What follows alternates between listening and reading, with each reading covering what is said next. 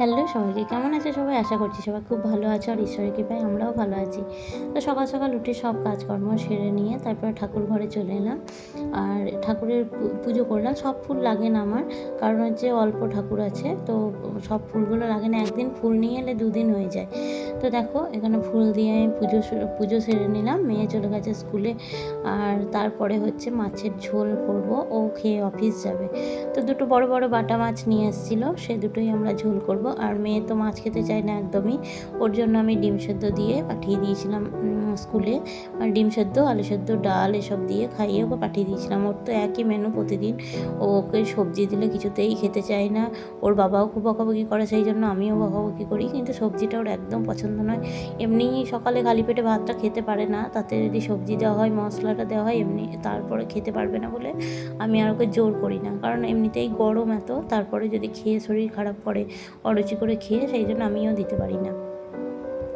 আর এখানে মাছ দুটো ভেজে তুলে নিয়ে তেলটা একটু কমিয়ে নিয়েছিলাম, অতটা তেলে করবো না ঝোলটা, সেই জন্য তো অল্প তেলে আলুগুলো দিয়ে দিলাম। আর সবসময় আমি আলু কষানোর সময় নুনটা দিয়ে দিই, কারণ হচ্ছে তাহলে আলুটা তাড়াতাড়ি সেদ্ধ, মানে কষতে কষতে সেদ্ধ হয়ে যায়।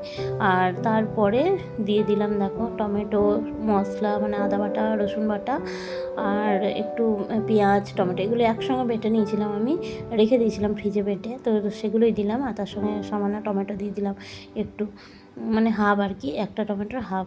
আর এখানে সবজিগুলো নিয়ে এসছে সকালে, ওইদিকে সবজিটা বসিয়ে দিয়ে, মাছের ঝোলটা বসিয়ে দিয়ে এখানে সবজিগুলো আমি গুছিয়ে রেখে দেবো। তো নিয়ে এসছে হচ্ছে পটল, আলু আর লঙ্কা। তো লঙ্কাটা আর পটলটা ধুয়ে রাখবো ফ্রিজে, আর আলুগুলো তো ধুই না। এই আলুগুলো ধুতাম করোনার টাইমে, আলুগুলো ধুয়ে রাখতাম, কিন্তু এখন আর আলু ধুয়ে রাখি না। তো এইভাবেই থাকবে, একটু সাইড করে নিচ্ছি, সব একটা একটা করে বেছে নিচ্ছি, কারণ আলু, লঙ্কা, পটল সব একসঙ্গে নিয়ে এসছে যেহেতু, তো একসঙ্গে মিশে গেছে। আর এই আলুগুলো দেখো চন্দ্রমুখী আলু। তো জ্যোতি আলুটা আনলে কী হয়, মানে সেদ্ধ হয় না, আর চন্দ্রমুখীটা খুব তাড়াতাড়ি সেদ্ধ হয়ে যায়, সেই জন্য আমি ওকে বলি সবসময় চন্দ্রমুখীর আলুটাই নিয়ে আসবে। চন্দ্রমুখীটা একটু দাম বেশি, কিন্তু খেতেও যেমন টেস্টি, তাড়াতাড়ি সেদ্ধও হয়, তো সেই একই হলো, গ্যাসটাও পড়ে কম, মানে অল্প গ্যাসে রান্নাটা হয়ে যায়, তো দাম তো একই হয়ে যায় জ্যোতি আর চন্দ্রমুখী আলুর মধ্যে। এখানে দেখো ওটা করতে করতে ঝোলটা একটু মাছগুলো দিয়ে দিয়েছিলাম, আর ভিতরে রসটা যেন ঢোকে তরকারির, তো সেই জন্য একটুক্ষণ রেখে দিয়েছি। আর এখানে আমি চা করে নিলাম 3 কাপ। এগুলো হচ্ছে মিস্ত্রি এসছে আজকে, কাঠ মিস্ত্রি আবার এসছে, মানে কিছুটা কাজ বাকি ছিল ওয়ার্ড্রবে, মানে একটা সিট লাগানো ছিল না পিছনে, ওপরে যে জায়গাটা আছে ওয়ার্ড্রবে, ওখানে সিটটা লাগানো ছিল না বলে আজকে লাগাতে এসছে। তো ওদের জন্য আমি চা করে নিলাম, 3 জন এসছে, 3 কাপ চা আর বিস্কুট। এই যে ওরা এখন কাজ করছে, আর ওরা কাজ করতে আসা মানে আমার খাটনি বেড়ে যায়, কারণ হচ্ছে কাঠের গুঁড়োগুলো এমনভাবে পুরো ঘরে ছড়িয়ে ছিটিয়ে যায়, আমার তো কান্না পেয়ে যায় তারপর পরিষ্কার করতে। ওরা পরিষ্কার করে দেয়, এই যে ছেলেটাকে দেখলে ছোটো, ও পরিষ্কার করে দেয়, কিন্তু ওদের কাজ আর বাড়ির লোকের, মানে আমি যেভাবে করি ও তো সেভাবে করবে না পরিষ্কার। তো এইগুলোতেও সব কাঠের গুঁড়ো লেগেছিলো, সব ঝাঁটা দিয়ে ভালো করে ঝেড়ে নিলাম, পুরো একদম কাঠের গুঁড়োগুলো চিপকে গেছিলো এইগুলোর মধ্যে, মানে সানমাইকাটা এমনই, ধুলোগুলো এমনভাবে আটকে যায়। তো এভাবে ঝাঁটা নিয়ে ঝেড়ে তারপর পুরো ঘরটা একটু পরিষ্কার করে নেব। তো এখন খাওয়া দাওয়ার পরে ও অফিস চলে গেছে, আমি দেখলাম একাই আছি, তো আমি একটু পরিষ্কার করে নিই সব। তো আমিও আর খেয়ে দিয়ে একটু রেস্ট করিনি, যে ঘরটা একদম পরিষ্কার করে তারপর রেস্ট করব।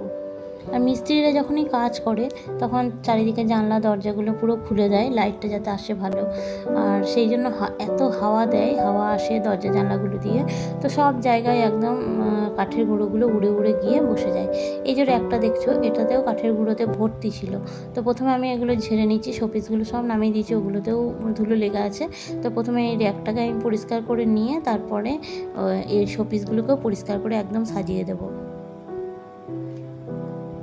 তো এগুলোতেও পুরো একদম কাঠের গুঁড়োতে ভর্তি হয়ে গেছিলো শোপিসগুলো। আর কাজ করার আগে এত সরানো কি সম্ভব? তো সেই জন্য আমি আর কিছু সরাইও না, আর ভাবতেও পারিনি যে এতটা গুঁড়ো হবে।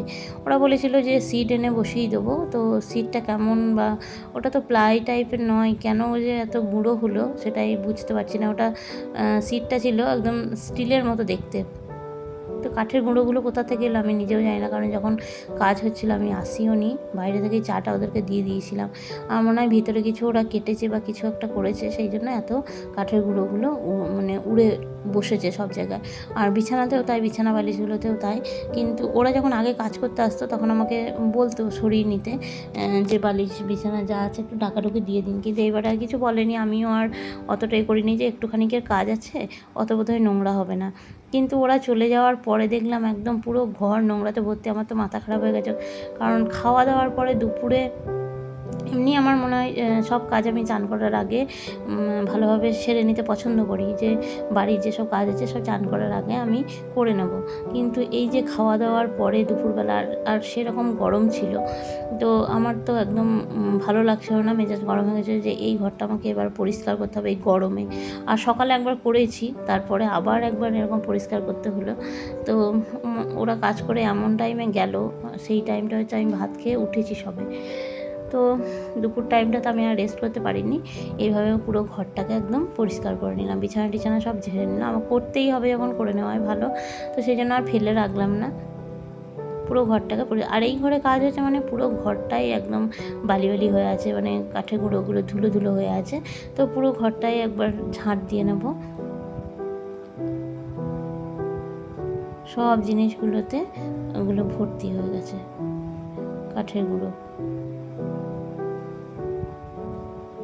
দেখো খাটের তলায় সব ঢুকে গেছিলো, এমনভাবে ঝাঁটা দিয়ে দিয়ে যতটা আমার হাত গেল ততটা আমি বের করে নিলাম, তা নাহলে হাওয়া দিলে আবার ওগুলোই উড়ে উড়ে বেরিয়ে আসবে। তো দেখো ওরাও পরিষ্কার করে দিয়ে গেছে, কিন্তু ওরা পরিষ্কার করে দেওয়ার পরেও এতটা ধুলো আমি বের করেছি, কতটা ধুলো দেখো।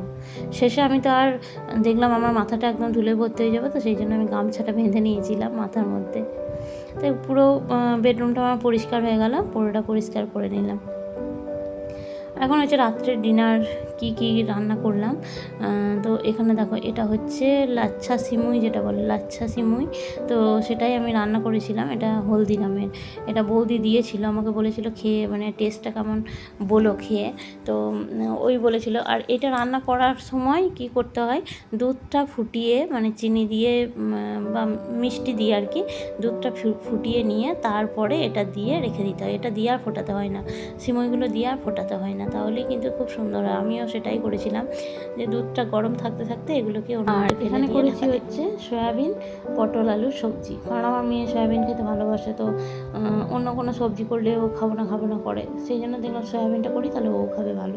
তখন ডিনার টাইম হয়ে গেছে, ও চলে এসছে অফিস থেকে, ও এখন বাথরুম ঢুকেছে একটু ফ্রেশ হয়ে নিতে, আমি ততক্ষণে সব খাবারগুলো রেডি করে নিচ্ছি। তো আজকের ব্লগটা কেমন লাগলো, যদি একটু ভালো লেগে থাকে লাইক করো, কমেন্ট করো, আর যারা নতুন আছে তারা অবশ্যই চ্যানেলটাকে সাবস্ক্রাইব করে পাশে থাকা বেল আইকনটি প্রেস করে আমার পাশে থেকো। সবাইকে অনেক অনেক ধন্যবাদ, আর গুড নাইট। সবাই ভালো থেকো, সুস্থ থেকো।